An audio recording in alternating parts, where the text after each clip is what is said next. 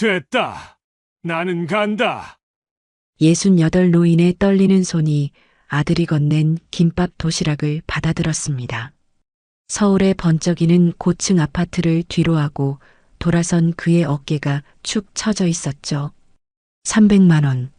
목숨을 살릴 수술비를 빌리러 왔다가 고작 김밥 도시락 하나만 들고 돌아가는 아버지의 뒷모습을 아들은 망연히 바라보기만 했습니다. 하지만 그 누구도 몰랐어요. 그 보잘것없어 보이는 도시락 속에 아들 부부가 목숨을 걸고 숨겨놓은 것이 무엇인지를 지금 사연 시작합니다. 새벽 4시 반. 강석주는 또다시 가슴을 부여잡고 잠에서 깼습니다. 식은땀이 등줄기를 타고 흘러내렸죠. 전북 임실의 외딴 시골집, 낡은 장롱에서 나는 나무 삐걱거리는 소리만이 정적을 깨뜨렸습니다. 석주는 떨리는 손으로 머리맡 물파스를 찾아 가슴팍에 발랐습니다. 차가운 감촉이 통증을 조금 가라앉혔지만 불안감은 사라지지 않았죠. 그는 힘겹게 몸을 일으켜 부엌으로 향했습니다. 싱크대 앞에 서서 찬물로 얼굴을 씻은 석주는 벽에 걸린 작은 거울을 들여다보았습니다. 68배 나이가 고스란히 드러난 주름진 얼굴, 움푹 들어간 두 눈, 그리고 뼈만 남은 듯한 광대뼈. 6개월 전보다 확실히 더 수척해진 모습이었죠. 휴, 또 시작이구나. 석주는 한숨을 내쉬며 밥솥을 열었습니다. 어제 저녁에 지어둔 밥이 딱딱하게 굳어 있었어요. 그는 찬밥 한 공기를 퍼서 고추장을 한 숟가락 올렸습니다. 뜨거운 물 한 컵을 부어 대충 비빈 후 식탁에 앉았죠. 텅 빈 맞은편 의자가 유독 눈에 들어왔습니다. 아내가 살아있을 때는 이 시간에도 따뜻한 국 한 그릇은 있었는데 석주는 고개를 돌려 거실 한쪽에 놓인 아내 영정 사진을 바라보았습니다. 여보, 나 오늘도 괜찮으니까 걱정 말어. 그는 물 한 잔을 따라 사진 앞에 놓고는 다시 식탁으로 돌아왔습니다. 찬밥을 한 숟가락 입에 넣었지만 목이 메어 넘기기가 힘들었죠. 창밖이 서서히 밝아오기 시작했습니다. 석주는 낡은 잠바를 걸치고 마당으로 나갔어요. 11월 초에 찬 공기가 폐 깊숙이 들어왔습니다. 그는 텃밭으로 향했죠. 상추와 배추가 아직 푸릇푸릇했지만 서리가 내리면 곧 시들 것이었습니다. 상추 몇 장을 뜯으려 몸을 숙이는 순간 또다시 가슴에서 날카로운 통증이 치고 올라왔습니다. 석주는 그 자리에 주저앉았어요. 한 손으로 가슴을 누르며 거친 숨을 몰아쉬었죠. 아, 통증은 1분 정도 계속되다가 서서히 가라앉았습니다. 석주는 떨리는 다리로 겨우 일어섰어요. 집으로 돌아온 그는 서랍장을 뒤져 진통제를 꺼냈습니다. 하지만 약통을 보며 망설였죠. 열 알 남은 약을 아껴야 했습니다. 결국 반알만 삼켰어요. 거실벽에 걸린 달력이 눈에 들어왔습니다. 11월 8일에 빨간 동그라미가 그려져 있었죠. 병원 예약일이었습니다. 석주는 천천히 다가가 빨간 펜으로 그 동그라미를 지워버렸어요. 300만 원. 어디서 구한담? 그는 식탁 서랍에서 낡은 통장을 꺼냈습니다. 장고란에 적힌 숫자 150만 원. 이것이 그의 전 재산이었죠.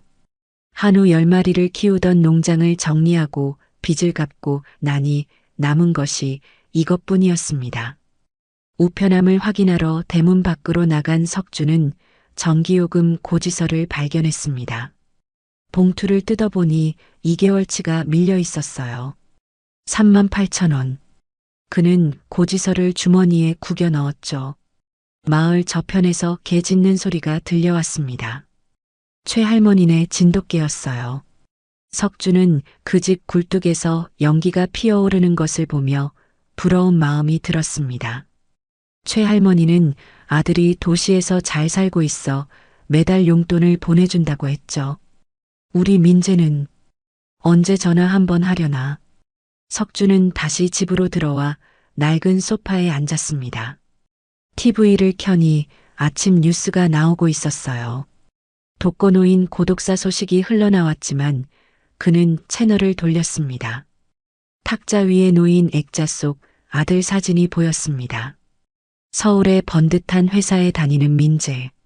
예쁜 아내와 귀여운 딸까지 있는 그의 아들. 하지만 3개월째 안부 전화 한 통 없었죠. 석주는 고민 끝에 휴대폰을 들었다가 다시 내려놓았습니다. 아들도 바쁠 것이었어요. 괜히 전화해서 걱정시킬 필요는 없었죠. 혼자서도 잘 살 수 있어.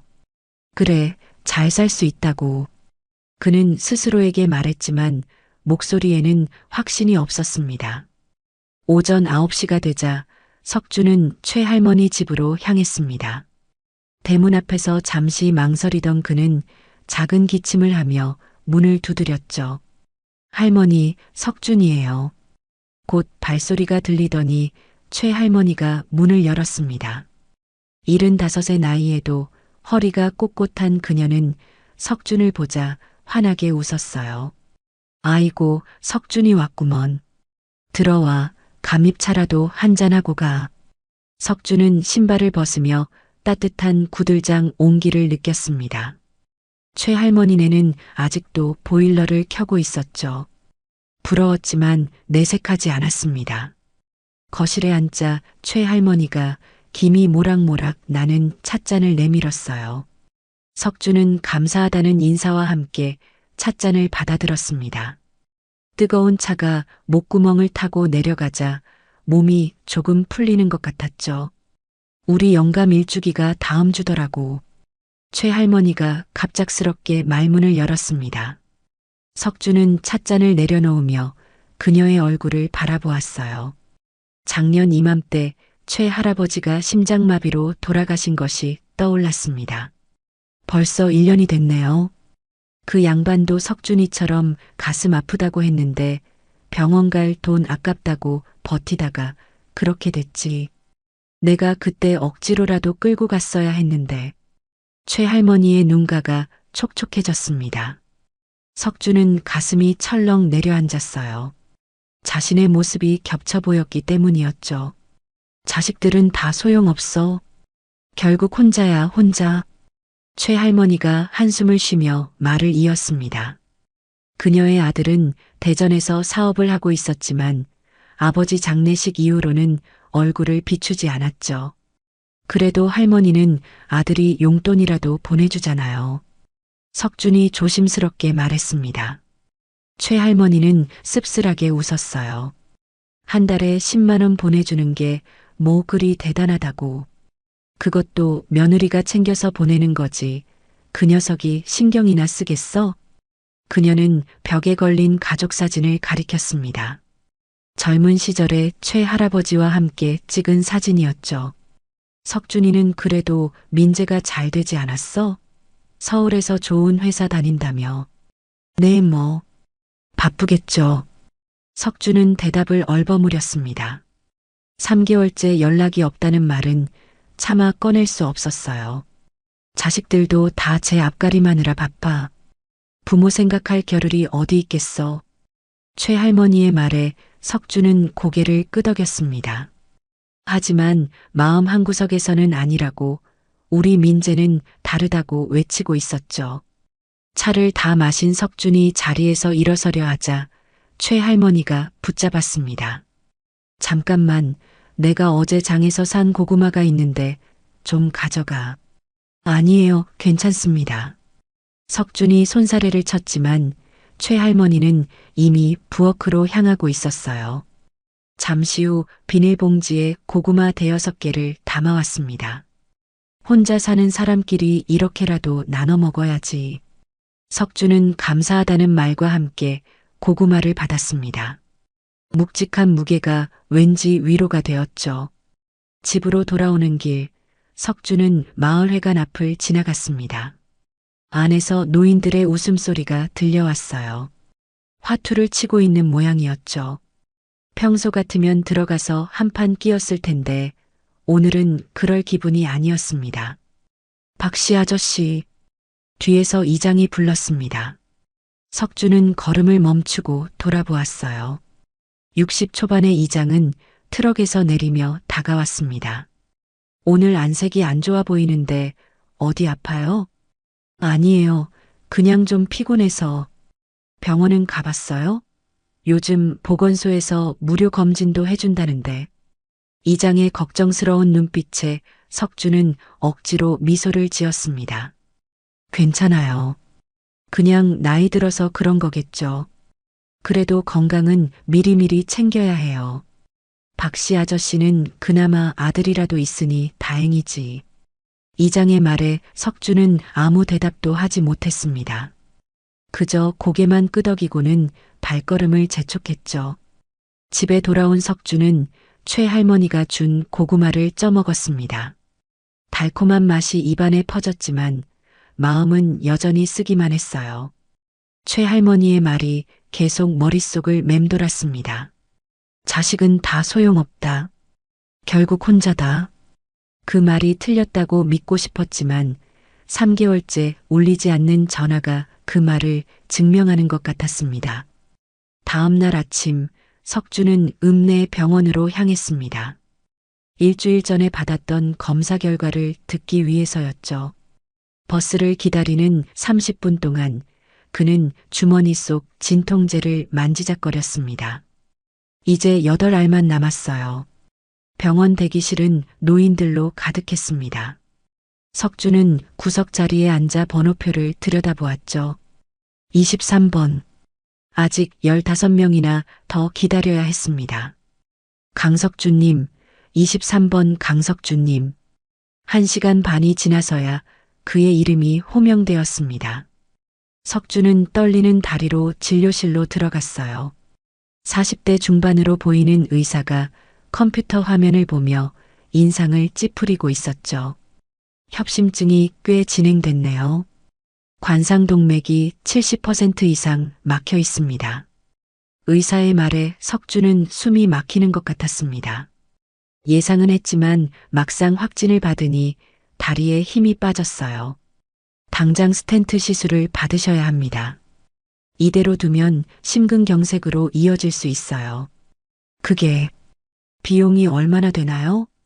석준이 간신히 물었습니다. 의사는 잠시 계산기를 두드리더니 종이에 숫자를 적어 보였어요. 기본 시술비가 250만 원, 검사비랑 입원비 포함하면 300만 원 정도 예상하시면 됩니다. 석준의 얼굴이 창백해졌습니다. 의사는 그런 그를 안타깝게 바라보았죠. 건강보험 적용받으시면 부담이 줄어들 텐데. 혹시 의료급여 대상자이신가요?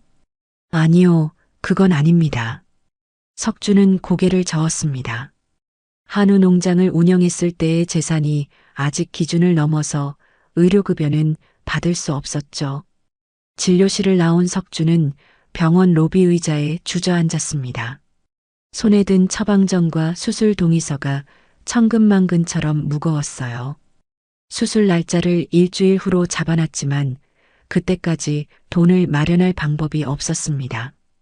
병원 주차장에서 석주는 숨겨둔 소주병을 꺼냈습니다. 아침부터 술을 마시는 것은 처음이었지만 오늘만큼은 견딜 수가 없었어요. 뜨거운 액체가 목구멍을 타고 내려가자 조금 진정이 되는 것 같았죠. 집으로 돌아온 석주는 안방 장롱 깊숙한 곳에서 낡은 금고를 꺼냈습니다. 삐걱거리는 소리와 함께 문이 열리자 그 안에 초라한 내용물이 드러났어요. 통장 2개와 도장, 그리고 안에 유품 몇 가지가 전부였죠. 농협 통장을 펼쳐보니 150만 원이 고스란히 찍혀 있었습니다. 우체국 적금 통장에는 30만 원, 합쳐도 180만 원이었죠. 120만 원이 모자랐습니다. 석주는 아내의 유품 상자를 열었습니다. 그 안에는 결혼 반지와 작은 금목걸이가 있었어요. 5년 전 아내가 숨을 거두며 자신에게 끼워준 반지였죠. 여보, 이것마저 팔아야 하나? 그는 반지를 손가락에 끼워 보았습니다. 헐거웠지만 따뜻한 온기가 느껴지는 것 같았어요. 석주는 핸드폰으로 전당포 번호를 검색했습니다. 화면에 뜬 번호를 보며 한참을 망설였죠. 결국 전화하지 못하고 핸드폰을 내려놓았습니다. 대신 오래된 사진첩을 꺼내 펼쳤어요. 한우 농장을 운영하던 시절의 사진들이었습니다. 소 10마리와 함께 찍은 사진 속 자신은 행복해 보였죠. 작년 봄 소값이 폭락하면서 빚더미에 앉게 되었습니다. 결국 농장을 정리하고 소를 모두 팔아 겨우 빚을 갚았어요. 그때 계산서를 다시 꺼내 보았습니다. 빚 500만 원 상환. 그 숫자가 가슴을 짓눌렀죠. 석주는 책상 서랍에서 편지지를 꺼냈습니다. 민재에게 편지라도 써볼까 생각했지만 펜을 든 채 한참을 멍하니 있다가 포기했어요. 아들에게 돈을 빌려달라는 편지를 쓸 수는 없었습니다. 저녁 무렵 석주는 텃밭에 나가 무와 배추를 살폈습니다. 한 달 후면 김장철인데 올해는 김치를 담글 여력도 없을 것 같았죠. 그는 쪼그리고 앉아 흙을 만지며 생각에 잠겼습니다. 병원에서 준 팸플릿을 다시 꺼내 읽어보았어요.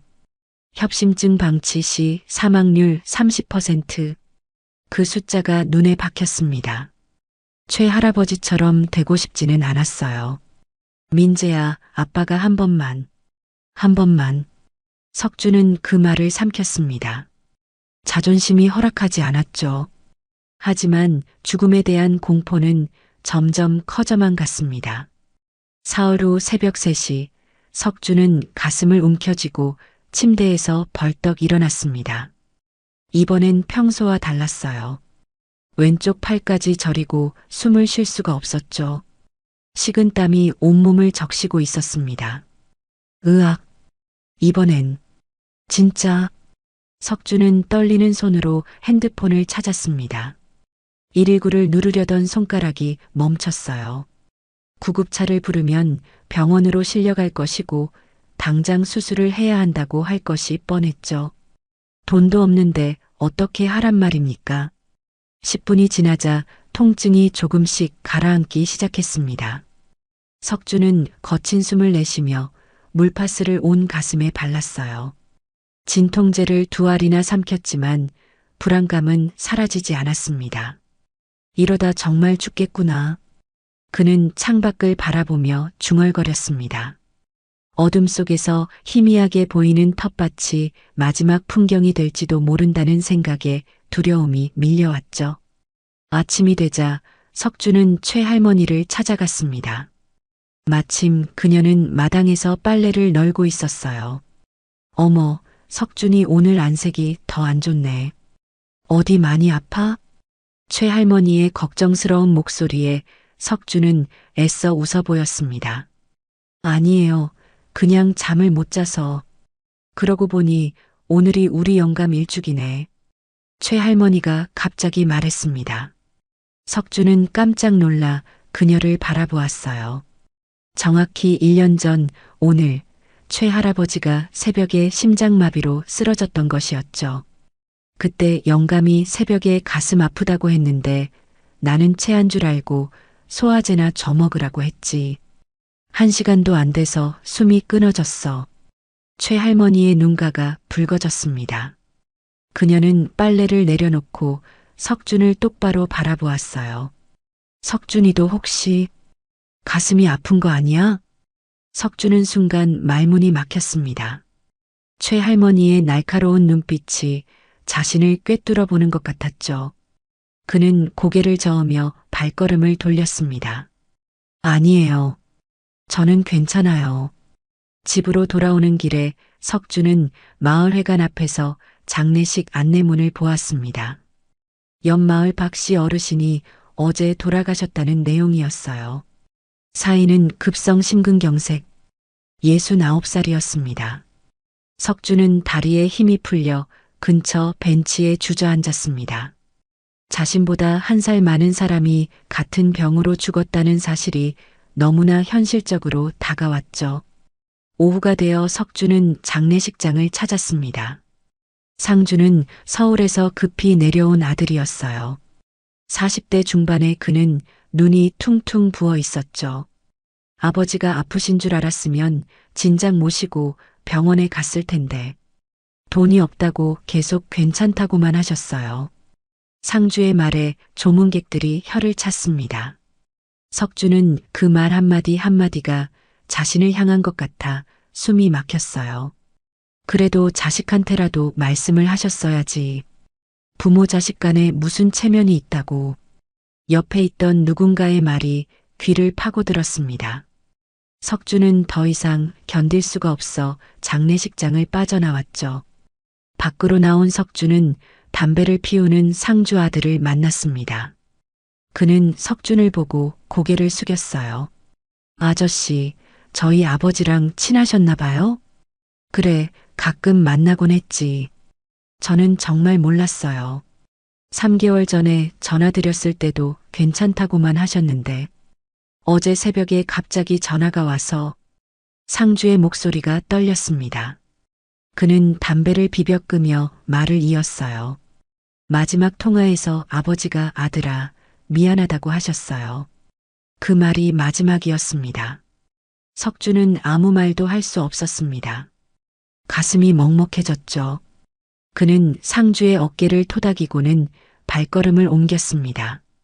집으로 돌아온 석주는 핸드폰을 들었습니다. 민재의 번호가 화면에 떴어요. 3개월 만에 처음으로 통화 버튼을 누르려는 순간이었죠. 따르릉, 따르릉. 신호음이 울렸습니다. 1번, 2번, 3번. 5번째 신호음이 울릴 때 전화가 연결되었어요. 아버지, 무슨 일이세요? 민재의 목소리가 들렸습니다. 피곤한 듯 하면서도 놀란 기색이 역력했죠. 석주는 입을 열었지만 말이 나오지 않았어요. 아버지, 거기 계세요? 아, 그래. 민재야. 목소리가 안 좋으신데 어디 아프세요? 민재의 걱정스러운 목소리에 석주는 가슴이 뭉클해졌습니다. 하지만 그는 거짓말을 했어요. 아니다. 그냥 감기 기운이 좀 있어서. 너는 잘 지내니? 네, 저는 괜찮아요. 그런데 정말 괜찮으신 거예요? 목소리가. 괜찮다니까. 그냥 내 목소리 듣고 싶어서 전화했어. 잠시 침묵이 흘렀습니다. 민재가 무언가 말하려는 듯 했지만 석준이 먼저 말을 이었어요. 바쁘지? 일하는데 방해했구나. 아니에요, 아버지. 그런데. 그래, 끊어야겠다. 건강해라. 석준은 서둘러 전화를 끊었습니다. 더 이상 대화를 이어가면 자신도 모르게 도움을 요청할 것 같았기 때문이었죠. 핸드폰을 내려놓은 그는 한참을 멍하니 앉아 있었습니다. 이제 정말 결단을 내려야 할 때였습니다. 죽느냐 사느냐. 자존심을 지키다 죽을 것인가. 아들에게 손을 벌릴 것인가. 석주는 깊은 한숨을 내쉬었습니다. 민재야, 아빠가 정말. 그는 혼잣말을 하다가 멈췄습니다. 창밖으로 저녁 노을이 붉게 물들어가고 있었어요. 마치 자신의 삶도 저물어가는 것 같았습니다. 밤새 잠을 이루지 못한 석주는 새벽 5시에 일어나 마당으로 나왔습니다. 찬 공기를 들이마시며 머리를 식히려 했지만 어제 민재와의 통화가 계속 떠올랐죠. 아들의 걱정스러운 목소리가 귓가에 맴돌았습니다.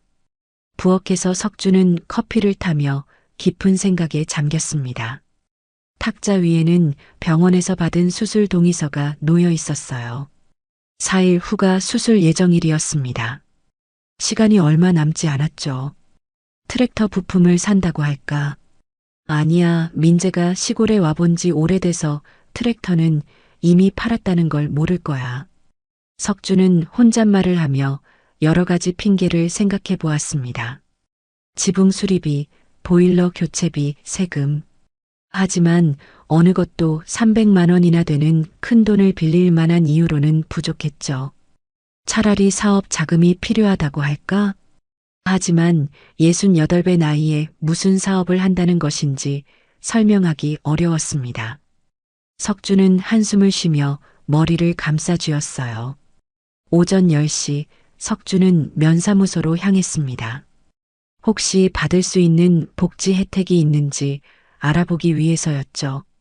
하지만 상담 직원의 대답은 예상대로였습니다. 죄송하지만 어르신은 의료급여 대상자가 아니십니다. 재산 기준을 초과하셔서요. 재산이래봐야 집 한 채뿐인데 주택도 재산에 포함됩니다. 그리고 작년에 농장 정리하실 때 받으신 금액도 기록에 있네요.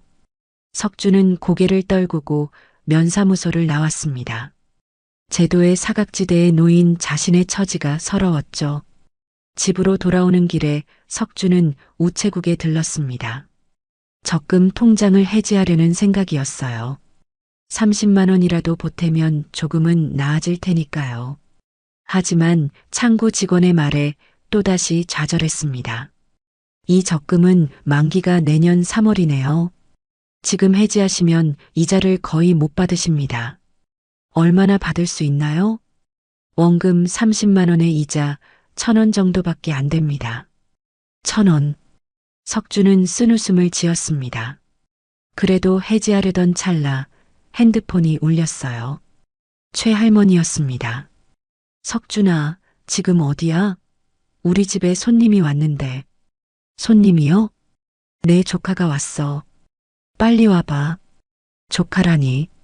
석주는 의아한 마음으로 우체국을 나섰습니다. 그에게는 조카가 없었거든요. 형제가 모두 일찍 세상을 떠났기 때문이었죠. 최할머니 집에 도착한 석주는 낯선 젊은 여자를 보고 당황했습니다. 30대 초반으로 보이는 그녀는 석준을 보자 조심스럽게 인사했어요. 안녕하세요, 작은아버지. 저 정은이에요.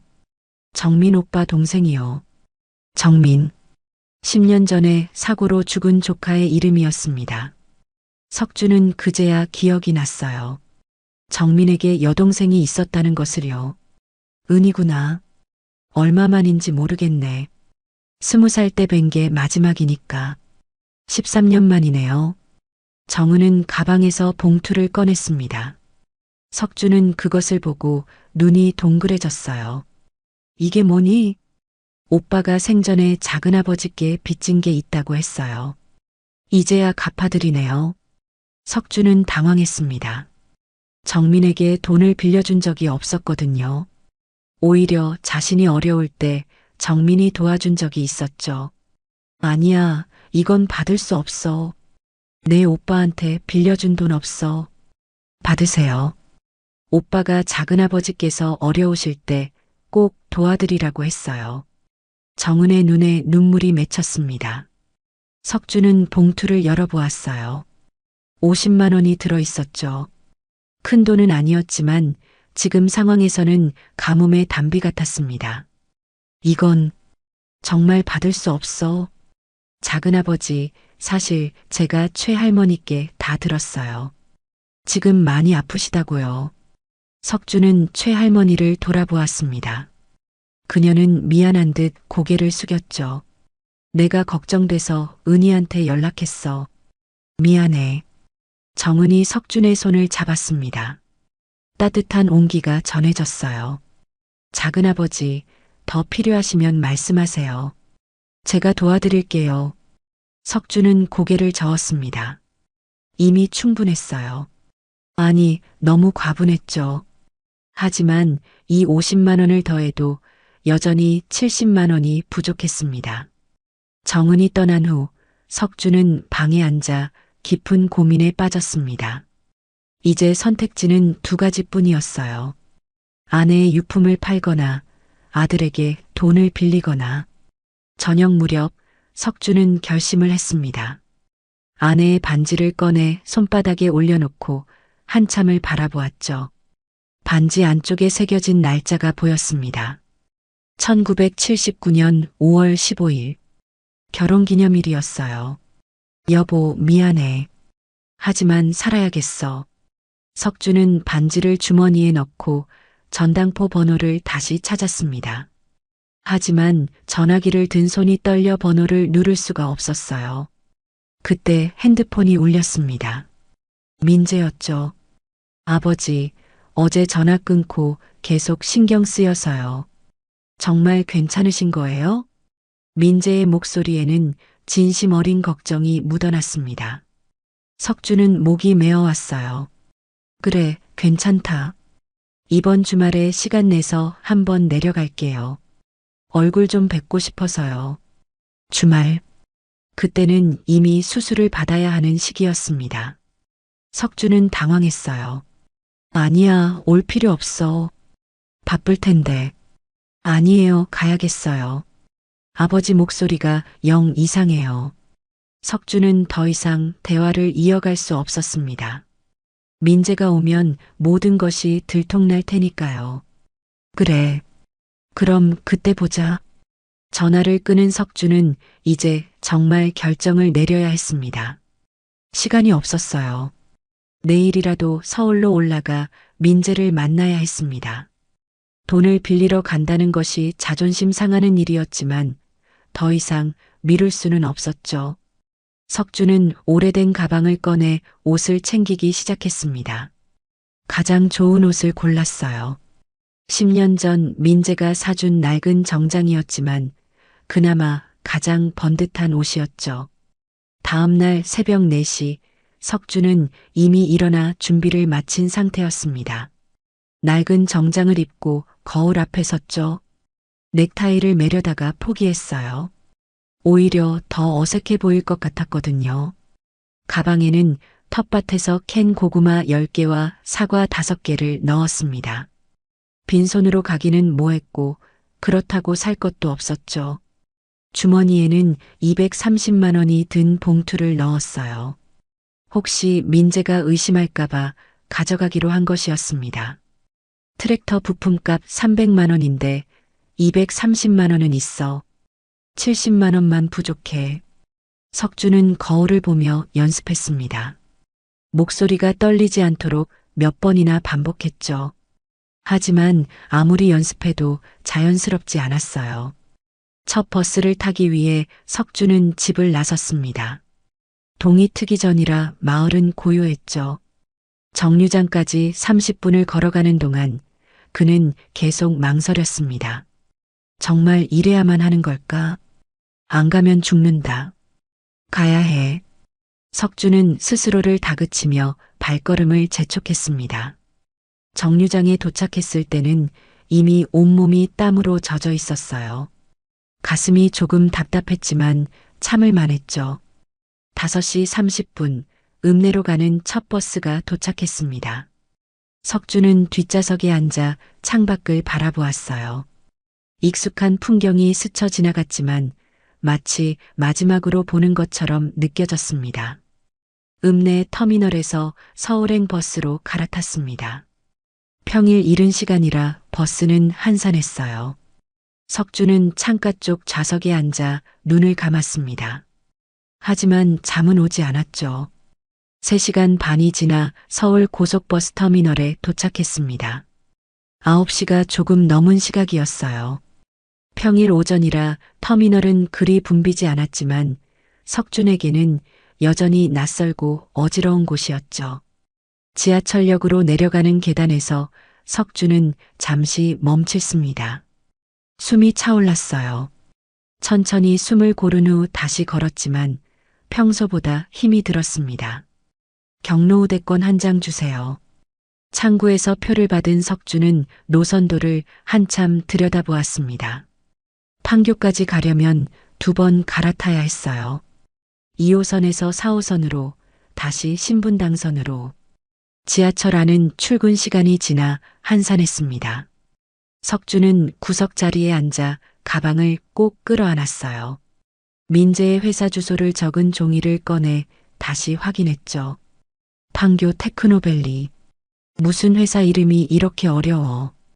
1시간 40분 후 석준은 판교역에 도착했습니다. 역에서 나오자 높은 빌딩들이 눈앞에 펼쳐졌어요. 모두 비슷하게 생긴 유리 건물들이라 구분하기 어려웠죠. 저기요, 이 주소가 어디인지 아시나요? 석주는 지나가는 젊은이에게 물었습니다. 20대 후반으로 보이는 청년은 친절하게 방향을 알려주었어요. 저 건물 3층이에요. 입구는 저쪽으로 가시면 됩니다. 석주는 감사 인사를 하고 건물로 향했습니다. 로비에 들어서자 차가운 에어컨 바람이 얼굴을 스쳤어요. 경비원이 그를 위아래로 훑어보았죠. 어디 가시는지요? 3층. 아들 만나러 왔습니다. 방문증 받으셔야 해요. 신분증 주세요. 석주는 주민등록증을 꺼내 건넸습니다. 경비원은 컴퓨터에 뭔가를 입력한 후 방문증을 내밀었어요. 엘리베이터에 올라탄 석주는 거울에 비친 자신의 모습을 보았습니다. 낡은 정장이 더욱 초라해 보였어요. 3층 버튼을 누르는 손이 떨렸죠. 문이 열리자 깔끔한 사무실 풍경이 눈앞에 펼쳐졌습니다. 젊은 직원들이 컴퓨터 앞에 앉아 일하고 있었어요. 석주는 주춤거리며 안으로 들어섰죠. 아버님이세요? 누군가 뒤에서 불렀습니다. 돌아보니 30대 초반의 여직원이 서 있었어요. 혹시 강민재 팀장님 아버님이신가요? 네, 맞습니다. 아, 팀장님이 말씀하셨어요. 오늘 아버님 오신다고. 이쪽으로 오세요. 석주는 당황했습니다. 민재가 자신이 올 것을 알고 있었다니. 아니, 오늘 온다는 것까지 어떻게 알았을까요? 여직원을 따라 회의실로 들어간 석주는 불안한 마음으로 의자에 앉았습니다. 곧 문이 열리고 민재가 들어왔어요. 아버지, 오셨어요. 민재의 얼굴은 피곤해 보였습니다. 눈 밑에 다크서클이 짙었고 수염도 제대로 깎지 않은 듯 했죠. 하지만 석준을 보는 눈빛은 따뜻했어요. 어떻게 내가 올 줄 알았니? 최할머니께서 연락 주셨어요. 아버지가 아프신데 병원비가 없다고. 석준은 할 말을 잃었습니다. 최할머니가 모든 것을 말해버린 것이었어요. 자존심이 무너지는 것 같았죠. 그 할머니가 왜 남의 일에 아버지 왜 저한테는 말씀 안 하셨어요? 3개월 동안 전화도 안 하시고 민재의 목소리에 서운함이 묻어났습니다. 석주는 고개를 숙였어요. 바쁠 것 같아서 아무리 바빠도 아버지가 아프신데 모를 수 있나요? 저도 아들인데. 민재는 가방에서 봉투를 꺼냈습니다. 석주는 그것을 보고 눈이 동그래졌어요. 이게 병원비예요. 500만 원 준비했어요. 수술 받으시고 남은 건 생활비로 쓰세요. 석준의 눈가가 뜨거워졌습니다. 예상하지 못한 상황이었어요. 트랙터 핑계를 댈 필요도 구차하게 설명할 필요도 없었죠. 하지만 동시에 미안함과 부끄러움이 밀려왔습니다. 석준은 떨리는 손으로 봉투를 받으려다가 멈췄습니다. 민재의 얼굴을 다시 한번 살펴보니 아들의 왼쪽 손목에 시계가 없는 것이 눈에 들어왔어요. 늘 차고 다니던 그 비싼 시계가 사라진 것이었죠. 민재야, 내 시계는? 민재가 당황한 듯 손목을 내려다보았습니다. 잠시 침묵이 흘렀어요. 아, 그거. 술이 막혔어요. 고장나서. 거짓말이었습니다. 석주는 아들의 눈빛에서 그것을 읽을 수 있었어요. 하지만 더 묻지 않았죠. 회의실 문이 열리고 한 여성이 들어왔습니다. 30대 중반으로 보이는 그녀는 조심스럽게 인사했어요. 아버님, 안녕하세요. 저는 하은이에요. 민재 씨 아내입니다. 석주는 깜짝 놀랐습니다. 며느리를 처음 만나는 순간이었죠. 사진으로만 봤던 그녀가 실제로 눈앞에 있었어요. 아, 네. 안녕하세요. 하은은 따뜻한 미소를 지으며 보온 도시락을 내밀었습니다. 점심 드셨어요? 제가 집에서 만든 건데 드시면서 이야기하세요. 도시락을 열자 김이 모락모락 나는 된장찌개와 갓 지은 밥이 보였습니다. 석준의 눈가가 뜨거워졌어요. 집에서 만든 따뜻한 음식을 본 것이 언제인지 기억도 나지 않았죠. 고맙습니다. 정말. 하은은 석준의 수척한 얼굴을 안타깝게 바라보았습니다. 그녀는 민재에게 눈짓을 하고는 조용히 회의실을 나갔어요. 아버지, 드시면서 말씀하세요. 민재가 권했지만 석준은 수저를 들 수가 없었습니다. 목이 메어서 음식이 넘어갈 것 같지 않았어요. 민재야, 사실은. 석준이 어렵게 입을 열었습니다. 가방에서 230만 원이 든 봉투를 꺼냈죠. 이게 내가 가진 전부야.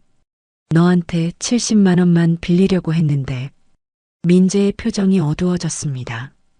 그는 아버지의 봉투를 밀어내며 고개를 저었어요. 아버지, 그 돈은 가지고 계세요. 제가 드리는 거예요. 빌려드리는 게 아니라. 아니야, 이건 받을 수 없어. 왜요?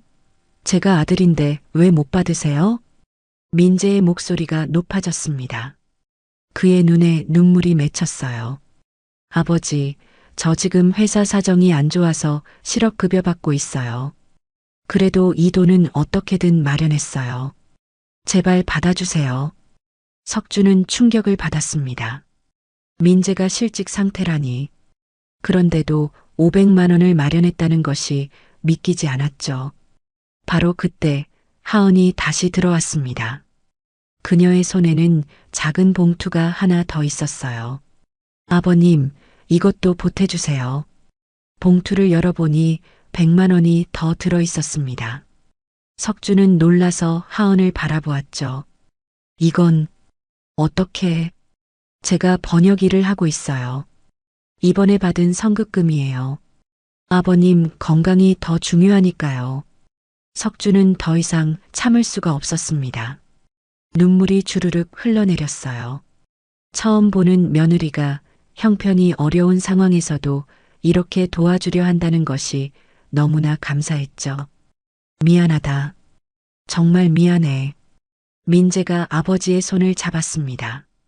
따뜻한 온기가 전해졌어요. 아버지, 미안해하지 마세요. 저희가 더 미안해요. 3개월이나 연락도 안 드리고. 점심시간이 끝나갈 무렵 민재가 일어섰습니다. 아버지, 오늘은 저희 집에서 주무시고 가세요. 아니야, 나는 오늘 돌아가야 해. 왜요? 서연이도 할아버지 보고 싶어 해요. 서연. 손녀 이름이었습니다. 7살이 된 그 아이를 마지막으로 본 것이 1년 전이었죠. 다음에 보자. 오늘은. 석준이 말을 끝내지 못했습니다. 사실 며느리와 손녀를 만날 용기가 없었어요. 이런 초라한 모습으로 말이죠. 회사 로비까지 나온 민재는 아버지에게 택시를 잡아주었습니다. 터미널까지 가시는 거죠? 제가 데려다 드릴게요. 아니야, 택시 타고 갈게. 너 이래야지. 민재는 망설이다가 주머니에서 무언가를 꺼냈습니다. 작은 김밥 도시락이었어요. 하은이가 준비한 거예요. 가시는 길에 드세요. 석준은 도시락을 받아들었습니다. 묵직한 무게가 느껴졌죠. 김밥치고는 무거웠어요. 택시가 출발하자 민재는 한참 동안 그 자리에 서서 아버지를 배웅했습니다. 백미러로 본 아들의 모습이 점점 작아졌어요. 터미널로 가는 택시 안에서 석준은 도시락을 무릎에 올려놓고 가만히 바라보았습니다. 평범한 김밥 도시락이었지만 왠지 특별해 보였죠. 아저씨, 터미널 다 왔어요. 기사의 말에 석준은 정신을 차렸습니다. 택시비를 내고 내린 그는 대합실로 향했어요. 고향 가는 버스를 기다리며 석준은 의자에 앉아 생각에 잠겼습니다. 민재가 실직 상태인데도 500만 원을 마련했다는 것, 하은이가 성급금까지 보탰다는 것, 그리고 그 시계가 사라진 것. 혹시 시계를 판 건 아닐까? 석준은 고개를 저었습니다. 그럴 리 없다고 생각하려 했지만 마음 한구석이 무거웠어요. 버스 탑승 시간이 가까워졌습니다. 석주는 무거운 몸을 일으켜 게이트로 향했죠. 손에 든 도시락과 가방이 오늘따라 더 무겁게 느껴졌습니다. 버스가 출발하고 30분쯤 지났을 때 석주는 도시락을 열기로 했습니다. 뚜껑을 여는 순간 김밥 두 줄이 가지런히 놓여 있는 것이 보였어요. 하나를 집어 입에 넣자 참기름 향이 입안 가득 퍼졌습니다. 맛있네. 석주는 두 번째 김밥을 집으려다가 손을 멈췄습니다. 김밥 아래에 뭔가 딱딱한 것이 만져졌어요. 조심스럽게 김밥을 드러내자 그 밑에 신문지로 싼 무언가가 있었습니다. 호기심에 신문지를 펼쳐보던 석주는 숨이 멎는 듯 했습니다. 5만원권 지폐 다발이 가지런히 놓여 있었어요. 떨리는 손으로 세어보니 정확히 500만원이었습니다. 이게 어떻게... 석주는 주위를 둘러보았습니다. 다행히 버스 안에는 사람이 많지 않았고 모두 자기 일에 집중하고 있었죠. 그는 서둘러 돈을 다시 신문지에 싸서 가방에 넣었습니다. 돈 다발 사이에 작은 쪽지가 끼어 있었어요. 하은의 글씨였습니다. 아버님, 민재 씨가 체면 때문에 직접 못 드린다고 해서 제가 몰래 넣었어요. 병원비로 쓰시고 건강 꼭 되찾으세요. 서연이가 할아버지 보고 싶어 해요. 석준의 눈물이 쪽지 위로 떨어졌습니다. 민재가 회의실에서 준 500만 원 외에 또 500만 원을 김밥 도시락에 숨겨둔 것이었어요. 총 1000만 원이었습니다. 이 돈이 대체 어디서 난 돈일까? 석준은 가슴이 먹먹해졌습니다. 실직 상태의 아들 부부가 1000만 원을 마련하려면 얼마나 힘들었을까요? 시계를 팔고 적금을 깨고 어쩌면 빚까지 얻었을지도 모릅니다. 휴게소에 잠시 정차했을 때 석주는 민재에게 전화를 걸었습니다. 신호음이 울리자 곧바로 연결되었어요. 아버지, 잘 가고 계세요? 민재야, 도시락에. 아, 그거요. 김밥 맛있죠? 하은이가 정성껏 만들었어요. 민재는 일부러 모르는 척했습니다. 석주는 목이 메어왔어요. 이렇게 많은 돈을 어떻게... 아버지, 그냥 받으세요. 저희는 괜찮아요. 너 시계 판 거 아니냐? 잠시 침묵이 흘렀습니다. 민재가 작게 웃는 소리가 들렸어요. 아버지도 눈치 빠르시네요. 그냥 잠시 맡겨둔 거예요. 나중에 다시 찾을 거니까 걱정 마세요. 거짓말이었습니다. 전당포에 맡긴 물건을 다시 찾는 경우는 거의 없었으니까요. 석주는 울컥했지만 참았습니다. 고맙다. 정말 고맙다. 아버지, 수술 날짜 잡으시면 꼭 연락 주세요. 제가 가서 모실게요. 전화를 끊은 석주는 한참을 멍하니 앉아 있었습니다. 옆자리에 앉은 할머니가 말을 걸었어요. 아드님이신가 봐요? 참 효자네요. 석주는 고개를 끄덕였습니다. 그래요. 민재는 효자였습니다. 자신이 몰랐을 뿐이었죠. 다시 버스가 출발했습니다. 석주는 창밖을 보며 생각에 잠겼어요. 병원비 300만 원은 물론 앞으로 몇 개월은 걱정 없이 지낼 수 있는 돈이었습니다. 하지만 마음은 무거웠죠. 내가 너무 못난 아버지였구나. 자존심 때문에 아들에게 연락도 하지 않고 혼자 끙끙 앓았던 자신이 부끄러웠습니다. 만약 최 할머니가 연락하지 않았다면 그는 아마 혼자 죽어갔을지도 몰라요. 저녁 6시 버스는 읍내 터미널에 도착했습니다. 석주는 무거운 가방을 들고 내렸어요. 집까지 가는 마을 버스는 이미 끊긴 시간이었죠. 택시 타야겠네. 평소라면 아까워서 걸어갔을 텐데 오늘은 택시를 탔습니다. 돈이 생겼다는 안도감보다는 피곤함이 더 컸어요. 택시가 마을 어귀에 도착했을 때 해가 지고 있었습니다. 붉은 노을이 온 마을을 물들이고 있었죠. 석주는 택시비를 내고 천천히 집으로 걸어갔습니다. 대문을 열고 들어서니 최할머니가 마당에 서 있었어요. 어머, 벌써 왔어? 잘 다녀왔어? 할머니가 왜 여기? 걱정되어서 와봤지. 민재 만났어? 석주는 고개를 끄덕였습니다. 그리고 최할머니에게 다가가 손을 잡았어요. 고맙습니다. 할머니가 연락 안 해주셨으면 뭘 그런 걸 가지고 이웃끼리 당연한 거지. 최할머니는 멋쩍게 웃으며 손을 뿌리쳤습니다. 하지만 그녀의 눈가도 촉촉해져 있었죠. 집에 들어온 석주는 가방에서 돈 봉투를 꺼내 금고에 넣었습니다. 1,000만 원. 평생 이렇게 많은 돈을 한 번에 가져본 적이 없었어요. 하지만 이상하게도 마음이 편하지 않았습니다. 침대에 누운 석주는 천장을 바라보았습니다. 내일 병원에 가서 수술 날짜를 다시 잡아야 했어요. 이제 돈 걱정은 없었지만 새로운 걱정이 생겼습니다. 아들 부부가 자신 때문에 겪을 고생이 눈앞에 선했죠. 빨리 건강해져서 이 은혜를 갚아야겠다. 석주는 눈을 감았습니다. 오늘 하루가 꿈만 같았어요. 아들의 사랑, 며느리의 정성, 그리고 이웃의 관심까지 자신이 혼자가 아니라는 것을 깨달은 하루였습니다.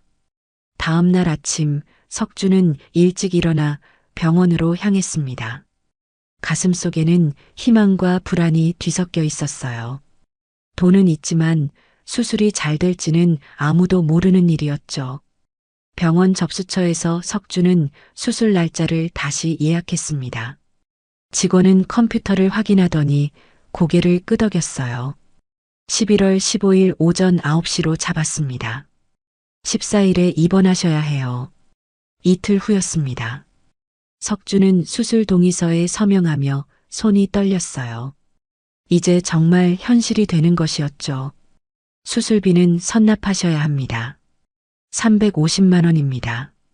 네, 300만 원이라고 하지 않으셨나요? 기본 수술비는 300만 원인데 추가 검사비가 있어서요. 석주는 한숨을 쉬었습니다. 그래도 1,000만 원이 있으니 충분했어요. 그는 봉투에서 돈을 꺼내 계산했습니다. 병원을 나온 석주는 약국에 들러 처방받은 약을 샀습니다. 혈압약과 협심증 약, 그리고 수술 전에 먹어야 할 약들이었어요. 약값만 15만 원이 나왔죠. 집으로 돌아오는 버스 안에서 석준의 핸드폰이 울렸습니다. 민재였어요. 아버지, 수술 날짜 잡으셨어요? 응, 모레 입원하기로 했다. 제가 모시러 갈게요. 혼자 가지 마세요. 아니야, 혼자 갈 수 있어. 안 돼요. 제가 휴가 낼 테니까 기다리세요. 민재의 단호한 목소리에 석주는 더 이상 거절하지 못했습니다. 사실 혼자 가는 것이 두렵기도 했어요. 전화를 끊고 나서 석주는 창밖을 바라보았습니다. 마을 풍경이 평소와 달리 더 선명하게 보였어요. 혹시 이것이 마지막이 될까봐 두려웠죠. 집에 도착한 석주는 수술 준비를 시작했습니다. 입원에 필요한 물품들을 가방에 넣었어요. 속옷 몇 벌, 수건, 세면도구. 그때 대문 밖에서 소리가 들렸습니다. 할아버지. 문을 열자 7살 서연이가 서 있었습니다. 그 뒤에는 하은이 미소를 짓고 있었어요. 서연아. 하은 씨도. 아버님, 민재 씨가 회사에 있어서 제가 먼저 왔어요. 서연이가 할아버지 보고 싶다고 해서. 서연이가 석준에게 달려와 안겼습니다. 작은 팔로 허리를 꽉 껴안았어요. 할아버지, 아프지 마세요. 서연이가 매일 기도할게요. 석준의 눈가가 뜨거워졌습니다. 손녀의 따뜻한 온기가 가슴속으로 스며들었어요. 그래, 우리 서연이 착하네. 하은이 들고 온 가방에서 반찬통들을 꺼냈습니다. 김치, 나물, 조림 등 여러 가지가 있었어요. 수술하고 나면 당분간 요리하기 힘드실 테니까 미리 만들어 왔어요. 이렇게까지 정말 고마워요. 석주는 며느리를 바라보며 미안한 마음이 들었습니다. 처음 만난 지 얼마 되지도 않았는데 이렇게 잘해주니 면목이 없었죠. 저녁을 함께 먹으며 석주는 오랜만에 가족의 온기를 느꼈습니다. 서연이는 유치원에서 있었던 일들을 제잘제잘 이야기했어요. 할아버지, 저 이번에 상 받았어요. 그림 그리기 대회에서요. 정말 우리 서연이 대단하네. 할아버지 얼굴 그렸는데 선생님이 잘 그렸대요. 서연이가 가방에서 그림을 꺼냈습니다. 서툴지만 정성스럽게 그린 할아버지 얼굴이었어요. 석주는 그림을 받아들고 한참을 바라보았습니다. 이거 할아버지가 소중히 간직할게. 밤 9시가 되자 하은이 서연이를 데리고 일어났습니다. 내일 또 올게요. 병원 가시는 날 같이 가요. 아니야, 민재만 와도 돼. 아니에요. 가족이니까 당연히 가야죠. 가족. 그 말이 석준의 가슴을 울렸습니다. 며느리가 자신을 가족으로 받아들여준다는 것이 감사했어요. 혼자 남은 석준은 서연이가 준 그림을 벽에 붙였습니다. 삐뚤삐뚤한 선으로 그려진 자신의 얼굴이 왠지 행복해 보였어요. 침대에 누운 석준은 천장을 바라보며 생각했습니다. 수술이 성공할 확률은 90%라고 의사가 말했지만 나머지 10%가 걱정되었어요. 만약 내가 수술대에서 못 일어나면 석준은 고개를 저었습니다. 부정적인 생각은 하지 말자고 다짐했어요. 이제는 혼자가 아니었으니까요. 기다리는 가족이 있었습니다. 핸드폰이 울렸습니다. 최할머니였어요. 석준아, 수술 언제 해? 모레 입원해요. 내가 병원에 가볼게. 아니에요, 오지 마세요. 뭔 소리야. 이웃이 아프다는데 가봐야지. 최할머니의 따뜻한 마음에 석준은 또다시 눈물이 났습니다. 평생 혼자라고 생각했는데 주위에 이렇게 많은 사람들이 있었던 것이었어요. 전화를 끊고 석준은 일기장을 꺼냈습니다. 오늘의 일을 적어두고 싶었어요. 11월 13일. 수술 이틀 전. 오늘 서연이와 하은이가 왔다. 내가 이렇게 사랑받고 있었구나. 이제야 알았다. 늦었지만 감사하다. 펜을 내려놓은 석준은 눈을 감았습니다. 내일은 입원 전 마지막 날이었어요. 집 정리도 해야 하고 혹시 모를 일에 대비도 해야 했죠. 하지만 이상하게도 마음이 평온했습니다. 두려움보다는 희망이 더 컸어요. 수술을 받고 건강해지면 이번엔 자신이 가족들에게 보답할 차례였으니까요. 11월 14일 아침, 입원 당일이었습니다. 석주는 새벽 5시에 일어나 집안을 정리했어요. 혹시 모를 일에 대비해 중요한 서류들을 한 곳에 모아두었죠. 6시 반, 대문 밖에서 자동차 소리가 들렸습니다. 민재가 도착한 것이었어요. 석주는 가방을 들고 밖으로 나갔습니다. 아버지, 준비되셨어요? 민재의 얼굴이 평소보다 더 수척해 보였습니다. 밤새 잠을 못 잔 듯 했어요. 뒷좌석에는 하은과 서연이가 앉아 있었죠. 차가 출발하려는 순간 최할머니가 급히 달려왔습니다. 잠깐만, 이거 가져가. 최할머니는 작은 부적을 석준의 손에 쥐어주었어요. 절에서 받아온 것이라고 했죠. 꼭 수술 잘 되실 거야. 기다릴게. 석준은 부적을 꼭 쥐고 고개를 끄덕였습니다. 차가 마을을 빠져나가는 동안 그는 뒤를 돌아보았어요. 익숙한 풍경이 멀어져 갔죠. 1시간 반 후 병원에 도착했습니다. 입원 수속을 밟는 동안 석준의 가슴이 점점 빨리 뛰기 시작했어요. 이제 정말 시작이었습니다. 병실은 4인실이었습니다. 다른 환자 3명이 이미 입원해 있었어요. 모두 심장 수술을 앞둔 사람들이었죠. 어르신은 몇 시에 수술하세요? 옆 침대에 50대 남자가 물었습니다. 내일 아침 9시요. 저는 오후 2시예요. 첫 수술이신가요? 석준이 고개를 끄덕이자 남자가 씁쓸하게 웃었어요. 저는 두 번째예요. 첫 번째 때 스텐트가 제대로 안 들어가서. 그 말에 석준의 얼굴이 창백해졌습니다. 수술이 실패할 수도 있다는 생각이 현실로 다가왔어요. 오후에 의사가 회진을 왔습니다. 젊은 의사는 차트를 보며 설명했어요. 내일 수술 전에 추가 검사를 하나 더 해야 할 것 같습니다. 추가 검사요? 네, 심장 초음파 결과가 좀 애매해서요. 혹시 다른 문제가 있는지 확인해야 합니다.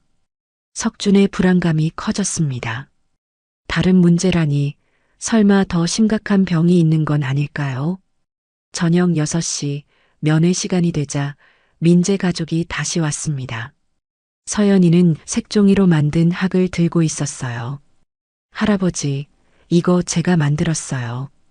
병실에 걸어두면 빨리 나으실 거예요. 석준은 학을 받아 침대 옆에 걸었습니다. 알록달록한 색깔이 삭막한 병실을 조금 밝게 만들어 주었죠. 민재가 조용히 말했습니다. 아버지, 혹시 수술 전에 하고 싶으신 말씀 있으세요? 그 말의 의미를 알기에 석준은 가슴이 먹먹해졌습니다. 유언을 하라는 것처럼 들렸어요. 아니다. 수술 끝나고 할 말 많으니까. 하지만 속으로는 불안했습니다. 정말 수술이 끝나고 눈을 뜰 수 있을까요? 면회가 끝나고 가족들이 돌아간 후 석준은 창밖을 바라보았습니다. 병원 아래로 도시의 불빛이 반짝이고 있었어요. 여보, 나 내일 수술해. 잘 될 거지?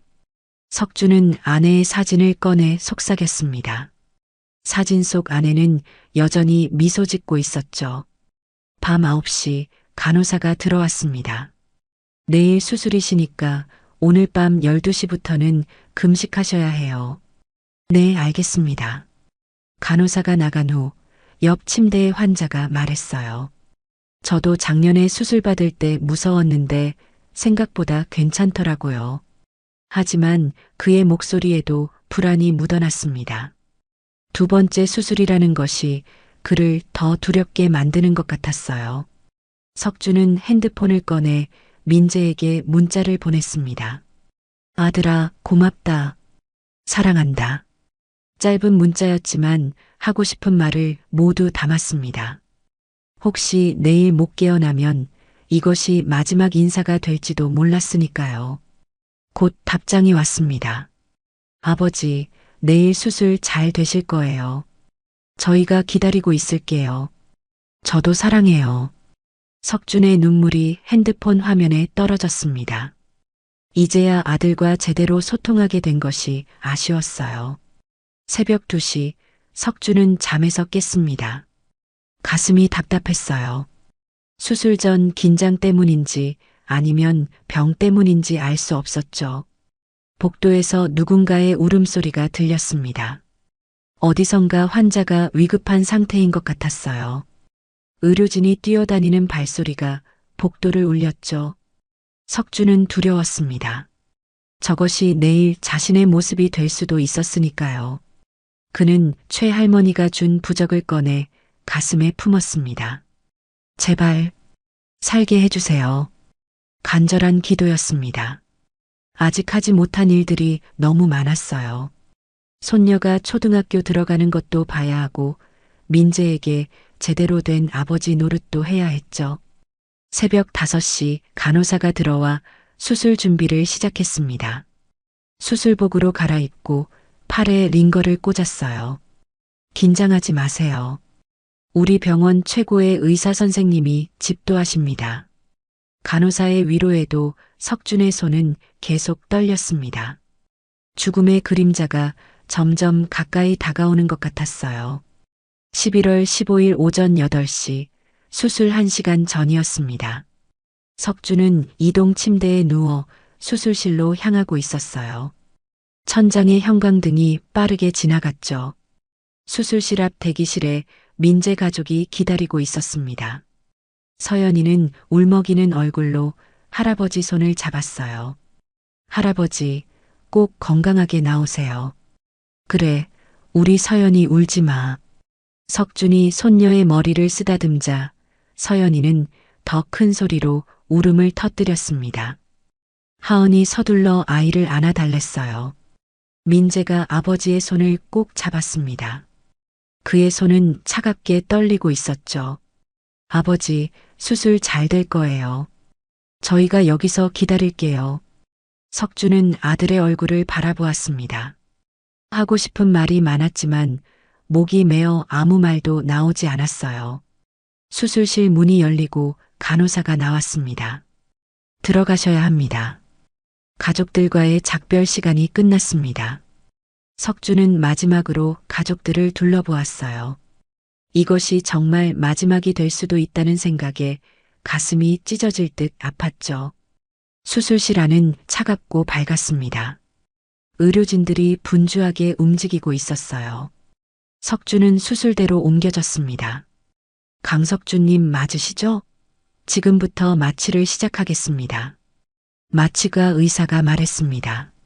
석준은 고개를 끄덕였어요. 산소 마스크가 얼굴에 씌워졌죠. 열부터 거꾸로 세어보세요. 19, 8, 7.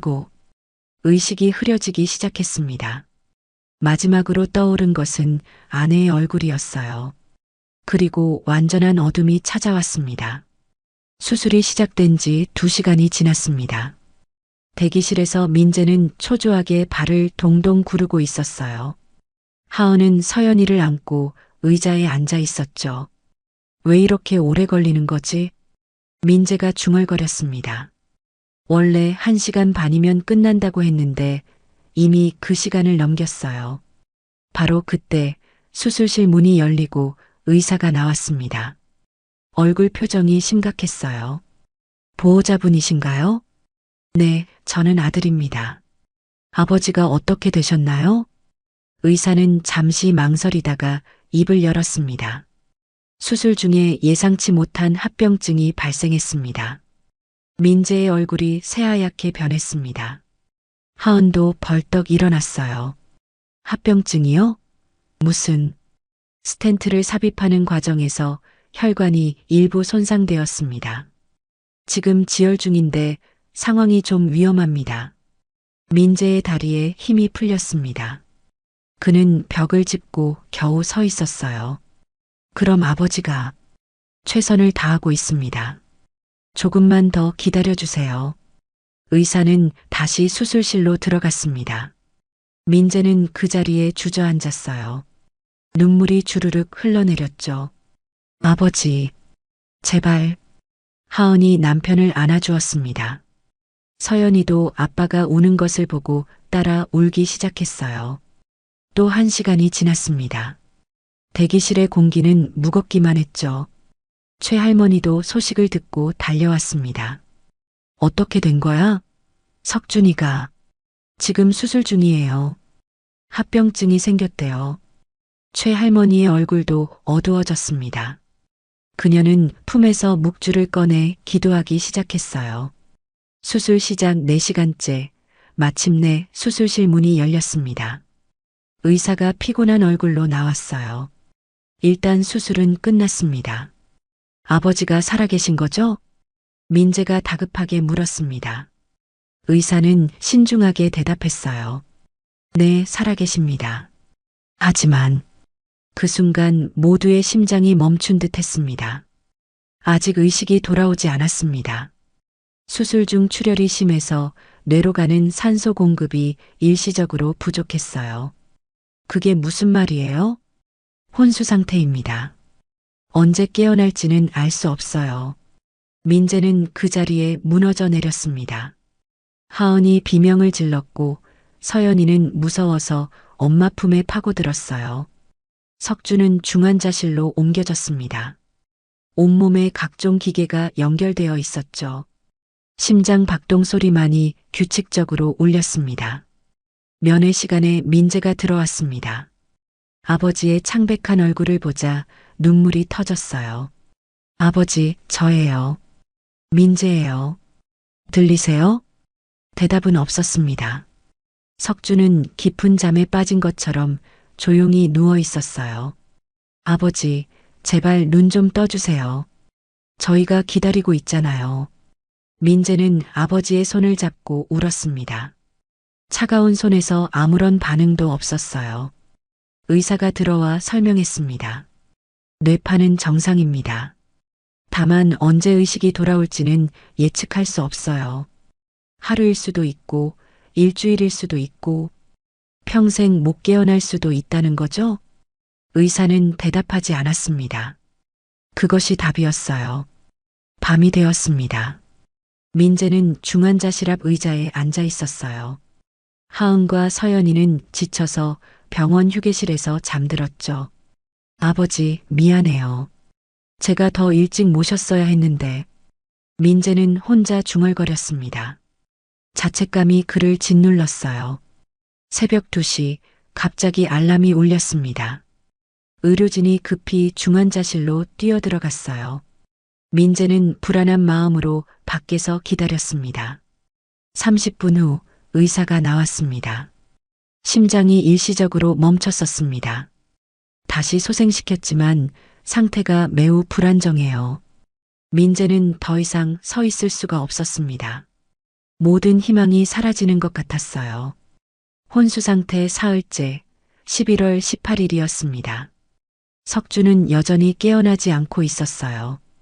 중환자실의 차가운 불빛 아래 그는 마치 깊은 잠에 빠진 것처럼 조용히 누워 있었죠. 민재는 병원 복도 의자에 앉아 있었습니다. 3일 동안 집에 가지 않고 병원을 지키고 있었어요. 수염이 덥수룩하게 자랐고 눈은 충혈되어 있었죠. 민재 씨, 집에 가서 좀 쉬세요. 하은이 걱정스러운 얼굴로 말했습니다. 그녀의 손에는 김밥이 든 봉지가 들려 있었어요. 아니야, 아버지가 깨어나실 때 내가 있어야 해. 민재의 목소리는 쉬어 있었습니다. 그는 김밥을 받았지만 입에 대지 않았어요. 입맛이 전혀 없었죠. 오후 2시 의사가 회진을 왔습니다. 차트를 보며 고개를 저었어요. 뇌파 반응이 점점 약해지고 있습니다. 이대로 가면 뭐요? 민재가 다급하게 물었습니다. 의사는 신중하게 대답했어요. 식물인간 상태가 될 가능성이 높습니다. 일주일 안에 의식이 돌아오지 않으면 회복 가능성은 10% 미만입니다. 민재는 머리를 감싸쥐었습니다. 하은이 그의 어깨를 안아주었지만 위로가 되지 않았어요. 그때 서연이가 할머니 손을 잡고 왔습니다. 최할머니였어요. 할아버지 언제 일어나요? 서연이의 순진한 질문에 모두가 침묵했습니다. 최할머니가 아이를 안아 올렸어요. 곧 일어나실 거야. 우리가 기도하면 돼. 하지만 최할머니의 눈에도 눈물이 맺혀 있었습니다. 저녁 6시 면회 시간이 되었습니다. 민재는 중환자실로 들어갔어요. 석준의 얼굴은 더욱 창백해져 있었죠. 아버지, 오늘도 왔어요. 민재는 아버지 손을 잡고 말했습니다. 차가운 손이 아무런 반응이 없었어요. 서연이가 유치원에서 상 받았대요. 할아버지 그림 그려서요. 깨어나시면 보여드릴게요. 일방적인 대화였습니다. 대답 없는 아버지를 보며 민재는 절망감에 빠졌어요. 아버지, 제가 잘못했어요. 3개월이나 연락 안 드리고 더 자주 찾아뵀어야 했는데. 민재의 눈물이 아버지 손등에 떨어졌습니다. 제발 눈 좀 떠주세요. 한 번만이라도. 그때 간호사가 들어왔습니다. 면회 시간 끝났습니다. 민재는 억지로 일어났습니다. 문을 나서려는 순간 뒤를 한 번 더 돌아보았어요. 아버지는 여전히 움직이지 않았죠. 밤 10시 병원 휴게실에서 민재는 혼자 앉아 있었습니다. 핸드폰을 꺼내 아버지와 찍은 옛 사진들을 보았어요. 10년 전 사진이었습니다. 한우 농장에서 찍은 것이었죠. 아버지는 소 옆에서 환하게 웃고 있었어요. 그때는 건강하셨는데. 민재는 사진을 보며 흐느꼈습니다. 자신이 너무 늦었다는 자책감이 그를 괴롭혔어요. 새벽 3시 민재는 병원 옥상으로 올라갔습니다. 차가운 바람이 얼굴을 스쳤어요. 도시의 불빛이 아래로 펼쳐져 있었죠. 하느님, 부처님, 누구든 좋으니 제발 아버지 좀 살려주세요. 민재는 무릎을 꿇고 기도했습니다. 종교가 없었지만 지금은 무엇이든 매달리고 싶었어요. 제 수명을 드릴게요. 대신 아버지를 살려주세요. 간절한 기도였지만 하늘은 아무런 대답이 없었습니다. 아침이 밝았습니다. 11월 19일 혼수 상태 나흘째였어요. 민재는 중환자실 앞으로 갔습니다. 그때 안에서 소란스러운 소리가 들렸어요. 의료진이 급하게 움직이는 것 같았죠. 무슨 일이에요? 민재가 간호사를 붙잡고 물었습니다. 환자분 상태가 급격히 악화되고 있어요. 민재의 심장이 멈춘 듯 했습니다. 그는 유리창 너머로 아버지를 보려 했지만 의료진에 가려 보이지 않았어요.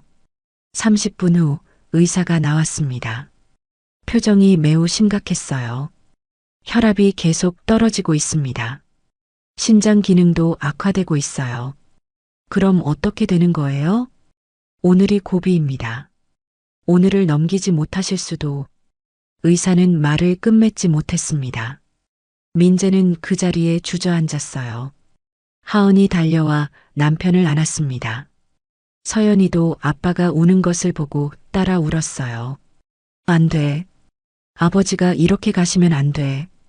민재는 오열했습니다. 병원 복도에 그의 울음소리가 메아리 쳤어요. 오후가 되었습니다. 석준의 상태는 더욱 나빠졌어요. 산소호흡기에 완전히 의존하고 있었고 심장도 약물로 겨우 뛰고 있었죠. 민재는 마지막 일지도 모르는 면회를 갔습니다. 아버지 곁에 앉아 손을 잡았어요. 아버지, 저 민재예요. 들리세요? 여전히 대답은 없었습니다. 아버지, 사랑해요. 정말 사랑해요. 한 번도 제대로 말 못했는데 민재의 눈물이 멈추지 않았습니다. 그때 석준의 손가락이 아주 미세하게 움직인 것 같았어요. 하지만 그것이 진짜인지 환상인지 알 수 없었죠. 11월 19일 저녁 6시 석준의 심장이 또다시 멈췄습니다. 알람이 요란하게 울리고 의료진이 달려왔어요. 민재는 유리창 밖에서 그 광경을 지켜볼 수밖에 없었죠. 제발, 제발. 민재는 두 손을 모으고 기도했습니다. 하은도 서연이를 꼭 안고 눈을 감았어요. 10분이 지나자 알람 소리가 멈췄습니다. 의사가 지친 얼굴로 나왔어요. 다시 소생했습니다. 하지만 이제 한계입니다. 한계라니요? 더 이상 약물로 버티기 어려워요. 오늘 밤이 고비입니다. 민재는 무너질 것 같았지만 갑자기 강한 의지가 솟아올랐습니다. 저기, 제가 아버지 곁에 있으면 안 될까요? 마지막 일지도 모르는데. 의사는 잠시 고민하다가 고개를 끄덕였습니다. 특별히 허락하겠습니다. 대신 방해가 되지 않게 조용히 계셔야 해요. 밤 8시 민재는 중환자실 안으로 들어갔습니다. 석준 곁 의자에 앉아 아버지의 손을 잡았어요. 아버지, 저 여기 있을게요. 혼자 두지 않을게요. 민재는 아버지 손을 자신의 뺨에 대었습니다. 차가운 손이었지만 민재에게는 세상에서 가장 따뜻한 손이었어요. 아버지가 저 어릴 때 자전거 태워주던 거 기억나요? 넘어질까봐 뒤에서 계속 잡아주셨잖아요. 민재는 옛 추억을 하나하나 꺼내기 시작했습니다. 초등학교 입학식 때도 아버지가 제 손 꼭 잡고 학교까지 데려다 주셨죠. 울지 말라고 사탕도 사주시고. 석주는 여전히 반응이 없었지만 민재는 계속 말했습니다. 제가 대학 합격했을 때 아버지가 우셨던 것도 기억해요. 남자가 우는 게 아니라고 하시면서도 눈물 훔치셨잖아요. 그때였습니다. 석준의 눈꺼풀이 미세하게 떨린 것 같았어요. 민재는 숨을 멈추고 아버지를 바라보았죠. 아버지, 들리세요? 다시 침묵이 흘렀습니다. 하지만 민재는 포기하지 않았어요. 서연이가 할아버지 보고 싶어 해요. 할아버지랑 연 날리기 하고 싶대요. 민재는 주머니에서 서연이가 그린 그림을 꺼냈습니다. 할아버지와 손녀가 손잡고 있는 그림이었어요. 이거 보세요. 서연이가 그렸어요. 할아버지 얼굴이 참 잘생겼죠? 민재가 그림을 아버지 손에 대었습니다. 그 순간 기적이 일어났어요. 석준의 손가락이 확실하게 움직였습니다. 그림을 잡으려는 듯한 움직임이었죠. 아버지, 민재가 소리쳤습니다. 간호사가 달려왔어요. 환자가 반응을 보여요. 의사 선생님 불러주세요. 곧 의료진이 몰려왔습니다. 검사를 시작했죠. 의사는 놀란 표정을 지었어요. 뇌파가 활성화되고 있습니다. 의식이 돌아오는 것 같아요. 민재는 믿을 수 없었습니다. 눈물이 쏟아졌어요. 밤 11시 석준의 눈꺼풀이 천천히 열렸습니다. 흐릿한 시야에 아들의 얼굴이 보였어요. 아주 작은 목소리였지만 분명히 아들의 이름을 부른 것이었습니다. 아버지, 정신 드세요? 저예요, 민재예요. 석준은 아들을 바라보며 희미하게 미소 지었습니다. 그리고 떨리는 손을 들어 민재의 뺨을 만졌어요. 미안하다. 아니에요, 아버지. 미안할 것 없어요. 이제 괜찮아요. 민재는 아버지의 손을 잡고 울었습니다. 기쁨의 눈물이었어요. 새벽 1시 석준은 완전히 의식을 회복했습니다. 아직 말하기는 힘들었지만 고개를 끄덕이며 의사소통이 가능했어요. 하은과 서연이도 중환자실로 들어왔습니다. 서연이는 할아버지를 보자 환하게 웃었어요. 할아버지, 일어나셨어요. 석준은 손녀를 보며 눈물을 흘렸습니다. 살아있다는 것이, 가족을 다시 볼 수 있다는 것이 너무나 감사했어요. 의사가 설명했습니다. 기적이라고밖에 할 수 없어요. 의학적으로 설명이 안 됩니다. 가족의 사랑이 기적을 만든 것 같네요. 최할머니도 소식을 듣고 달려왔습니다. 석준을 보자 그녀도 울음을 터뜨렸어요. 이 영감탱이 겁을 얼마나 줬는지 알아? 석준은 미안한 듯 눈을 감았다가 떴습니다.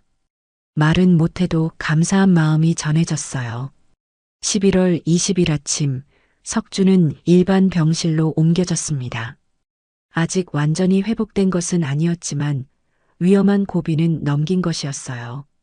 민재는 아버지 곁을 떠나지 않았습니다. 아버지, 이제 저희가 곁에서 모실게요. 다시는 혼자 두지 않을 거예요. 석준은 아들의 손을 꼭 잡았습니다. 죽음의 문턱에서 돌아온 그에게 가족이 얼마나 소중한지 새삼 깨달았어요. 창밖으로 햇살이 들어왔습니다. 새로운 시작을 알리는 따뜻한 빛이었죠. 일반 병실로 옮긴 지 사흘째인 11월 23일, 석준은 많이 회복되어 있었습니다. 아직 완전하지는 않았지만 혼자 앉아 있을 수 있을 정도였어요. 아침 9시 의사가 회진을 왔습니다. 회복 속도가 놀랍네요. 이 정도면 다음 주에는 퇴원하실 수 있을 것 같습니다. 정말요? 민재가 기쁜 표정으로 물었습니다. 의사는 웃으며 고개를 끄덕였어요. 네, 하지만 집에서도 절대 안정이 필요합니다. 그리고 매주 병원에 와서 검사 받으셔야 해요. 석준은 고개를 끄덕였습니다. 이제 자신의 건강을 소홀히 하지 않겠다고 다짐했죠. 오후 2시 특별한 손님이 왔습니다. 조카 정은이었어요. 작은아버지 많이 놀랐어요. 최할머니한테 연락받고 정은의 눈에 눈물이 맺혔습니다. 석준은 따뜻하게 웃으며 손을 내밀었어요. 걱정 끼쳐서 미안해. 덕분에 수술 잘 받았어. 정은이 준 50만 원도 큰 도움이 되었던 것을 석주는 잊지 않았습니다. 그때 병실 문이 열리고 뜻밖의 사람이 들어왔습니다. 민재의 회사 동료였어요. 팀장님, 아버님 많이 좋아지셨다고 들었습니다. 그는 과일 바구니를 내밀며 말했습니다. 사실 저희도 다 알고 있었어요. 팀장님이 아버님 병원비 때문에 시계도 파시고 민재가 당황하며 동료를 말렸지만 석주는 이미 다 들었습니다. 그리고 이거 회사 직원들이 모은 거예요. 동료는 봉투를 내밀었습니다. 민재가 받으려 하자 석준이 먼저 받았어요. 고맙습니다. 정말 석준의 목소리가 떨렸습니다.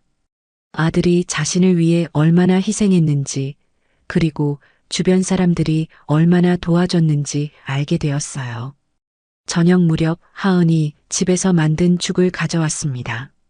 석준은 한 숟가락 떠먹으며 눈물을 흘렸어요. 왜 그러세요, 아버님? 아니야. 그냥 너무 맛있어서. 사실은 가족의 정이 너무 감사해서였습니다. 혼자라고 생각했던 자신에게 이렇게 많은 사람들이 있었다는 것이 놀라웠어요. 밤 8시 면회 시간이 끝나갈 무렵 석준이 민재를 불렀습니다. 민재야, 아빠가 할 말이 있어. 오랜만에 아빠라고 부르니 민재의 눈이 커졌습니다. 네, 아버지. 내가 너무 늦게 깨달았어. 자존심 때문에 너한테 연락도 안 하고. 미안하다. 아버지. 그리고 고맙다.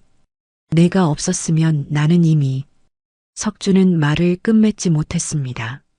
민재가 아버지 손을 꼭 잡았어요. 이제 그런 말씀하지 마세요.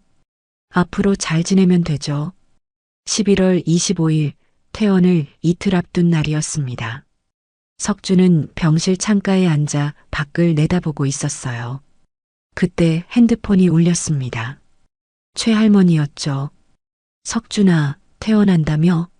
집 청소 다 해놨어. 할머니가 왜 그런 고생을. 뭔 고생이야. 이웃끼리 당연한 거지. 석주는 감사한 마음에 목이 메었습니다. 오후에는 서연이가 유치원을 마치고 왔습니다. 손에는 색종이로 접은 1000마리 학이 담긴 상자를 들고 있었어요. 할아버지, 이거 제가 다 접었어요. 할아버지 빨리 나으시라고. 석주는 손녀를 품에 안았습니다. 작은 아이의 정성이 가슴을 뭉클하게 했어요. 우리 서연이가 할아버지를 살렸구나. 서연이가 해맑게 웃었습니다. 그 웃음이 석준에게는 세상 무엇보다 소중했어요. 11월 27일 드디어 퇴원 날이었습니다. 석준은 병원복을 벗고 민재가 가져온 새 옷으로 갈아입었어요. 이게 뭐니? 아버지 퇴원 선물이에요. 하은이가 골랐어요. 따뜻한 니트 스웨터였습니다. 석준은 옷을 입으며 미소 지었어요. 병원 로비로 내려가니 뜻밖의 많은 사람들이 기다리고 있었습니다. 최할머니, 정은, 민재의 동료들, 그리고 마을 이장까지 와 있었어요. 축하합니다. 모두가 박수를 쳤습니다. 석주는 놀라서 눈물이 났어요. 이게 다 뭐야? 아버님 퇴원 축하 파티예요. 하은이 케이크를 들고 나타났습니다. 이번엔 진짜 케이크였죠. 석주는 모인 사람들을 둘러보았습니다. 가족, 친척, 이웃, 그리고 처음 보는 사람들까지 모두가 자신의 회복을 기뻐해주고 있었어요. 감사합니다. 정말 감사합니다. 석주는 깊이 인사했습니다. 차를 타고 집으로 가는 길, 석주는 창밖을 보며 생각했습니다. 죽음의 문턱까지 갔다가 돌아온 자신에게 주어진 새로운 삶을 어떻게 살아야 할지. 아버지, 무슨 생각하세요? 민재가 백미러로 아버지를 보며 물었습니다. 그냥 앞으로 잘 살아야겠다고. 어떻게요? 석주는 미소 지었습니다. 너희들이랑 함께. 이제 혼자가 아니니까. 그 말에 차 안의 모든 가족이 환하게 웃었습니다. 서연이는 할아버지 손을 꼭 잡았어요. 집에 도착한 석주는 깨끗하게 정리된 집안을 보고 또 한 번 놀랐습니다. 새 이불, 새 그릇들, 그리고 곳곳에 놓인 화분들. 이게 다 동네 분들이 다 도와주셨어요. 민재가 설명했습니다. 석주는 방으로 들어가 침대에 앉았습니다. 벽에는 서연이가 그린 그림과 1000마리 학이 걸려 있었어요. 이제 시작이었습니다. 새로운 삶의 시작. 퇴원한 지 일주일이 지난 12월 4일 아침, 석주는 새벽 5시에 눈을 떴습니다. 예전처럼 가슴 통증 때문이 아니었어요. 그저 오랜 습관이었죠. 부엌으로 나가니 따뜻한 국 냄새가 났습니다. 민재와 하은이 어제 저녁에 만들어 놓고 간 것이었어요. 이제 매주 주말마다 그들이 내려와 함께 시간을 보내고 있었죠. 석주는 국을 데우며 창밖을 바라보았습니다. 텃밭에는 서리가 내려 있었지만 봄에 심을 씨앗들을 생각하니 마음이 설렜어요. 여보, 나 이제 괜찮아. 석주는 아내 사진에 물 한 잔을 올리며 말했습니다. 예전과 달리 이제는 진짜 괜찮다는 확신이 있었어요. 아침 9시 최 할머니가 찾아왔습니다. 손에는 김치가 담긴 통을 들고 있었죠. 어제 담근 거야. 맛 좀 봐. 두 사람은 마루에 앉아 차를 마셨습니다. 예전과 같은 풍경이었지만 석준의 마음은 완전히 달랐어요. 할머니, 고마워요. 그때 민재한테 연락해 주셔서 뭘 또 그런 얘기를. 당연한 거지. 최 할머니는 손사래를 쳤지만 얼굴에는 뿌듯한 미소가 번졌습니다. 오후 2시 석주는 병원에 정기검진을 받으러 갔습니다. 민재가 운전해서 데려다 주었어요. 아버지, 저 잠시 회사에 들렀다 올게요. 1시간이면 돼요. 그래, 천천히 다녀와. 민재는 이제 새로운 회사에 취직했습니다. 작은 회사였지만 가족과 더 많은 시간을 보낼 수 있는 곳이었죠. 검사 결과는 양호했습니다. 의사는 만족스러운 표정을 지었어요. 정말 잘 회복되셨네요. 이 정도면 일상생활에 전혀 지장 없습니다. 운동도 할 수 있을까요? 가벼운 산책 정도는 괜찮아요. 무리만 하지 마세요. 석주는 안도의 한숨을 쉬었습니다. 이제 정말 새 삶을 시작할 수 있었어요. 병원을 나오니 민재가 기다리고 있었습니다. 차 뒷좌석에는 서연이가 앉아 있었어요. 할아버지, 유치원 끝나고 왔어요. 서연이는 할아버지를 보자 환하게 웃었습니다. 석주는 손녀의 머리를 쓰다듬었어요. 우리 서연이 오늘 뭐 배웠어?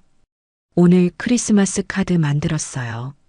할아버지 것도 만들었는데 비밀이에요. 석주는 웃으며 손녀를 안았습니다. 이런 평범한 일상이 얼마나 소중한지 이제야 알게 되었어요. 집으로 돌아오는 길에 민재가 말했습니다. 아버지, 하은이가 제안한 건데요. 이번 크리스마스는 다 같이 보내요. 저희 집에서요. 그래도 되겠니? 당연하죠. 아버지도 가족인데요. 가족. 그 말이 석준의 가슴을 따뜻하게 했습니다. 저녁 6시 석준은 마당에서 연탄을 갈고 있었습니다. 예전처럼 혼자가 아니었어요. 민재가 옆에서 도와주고 있었죠. 아버지, 내년 봄에는 포도나무 심어요. 하은이가 포도 좋아해요. 그래, 같이 심자. 부자는 나란히 일하며 이런저런 이야기를 나누었습니다. 3개월 전만 해도 상상할 수 없던 광경이었어요.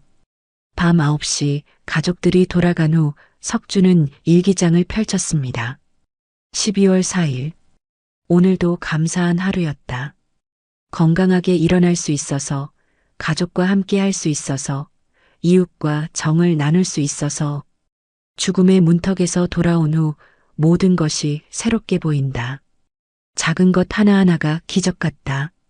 펜을 내려놓은 석주는 창밖을 바라보았습니다. 별이 총총한 겨울밤 하늘이 아름다웠어요. 핸드폰이 울렸습니다. 민재가 보낸 문자였어요. 아버지, 오늘도 사랑합니다. 잘 주무세요. 석주는 답장을 보냈습니다. 나도 사랑한다. 우리 아들. 예전에는 차마 하지 못했던 말이었지만 이제는 자연스럽게 나왔습니다. 12월 25일 크리스마스 아침이었습니다. 석주는 민재네 집에 와 있었어요. 온 가족이 둘러앉아 아침을 먹고 있었죠. 할아버지, 선물이에요. 서연이가 예쁘게 포장된 상자를 내밀었습니다. 열어보니 직접 그린 가족 그림이었어요. 할아버지, 할머니, 아빠, 엄마 그리고 자신까지 5명이 손을 잡고 있는 그림이었죠. 할머니는 하늘에 계시지만 우리랑 같이 있는 거예요. 서연이의 말에 석주는 눈물이 났습니다. 아내도 함께 있다는 아이의 마음이 고마웠어요. 할아버지가 제일 소중하게 간직할게. 창밖으로 하얀 눈이 내리기 시작했습니다. 석주는 가족들과 함께 창가에 서서 눈을 구경했어요. 1년 전 이맘때 그는 차가운 시골집에서 홀로 찬밥을 먹고 있었습니다. 하지만 지금은 따뜻한 가족의 품 안에 있었어요. 병을 통해 잃을 뻔했던 생명. 하지만 그 과정에서 얻은 것이 더 많았습니다. 가족의 사랑, 이웃의 정, 그리고 살아있다는 것의 의미를. 석주는 민재의 어깨에 손을 올렸습니다. 고맙다. 모든 게 다. 민재도 아버지의 손을 잡았습니다. 저희도 감사해요. 아버지가 살아계셔서. 하은이 따뜻한 코코아를 가져왔고 서연이는 캐럴을 부르기 시작했습니다. 석주는 이 순간을 마음속 깊이 새겼습니다. 다시는 혼자가 아니라는 것을, 사랑하는 사람들과 함께 있다는 것을. 그것이 그가 죽음의 문턱에서 배운 가장 큰 교훈이었습니다. 지금까지 한 가족의 드라마 같은 이야기를 들어주셔서 감사합니다. 이 가족에게 하고 싶은 이야기가 있거나 응원을 해주고 싶다면 댓글 달아주세요. 그럼 오늘도 건강한 하루 되시고 다음에도 좋은 이야기로 찾아오겠습니다. 인생은 드라마였습니다.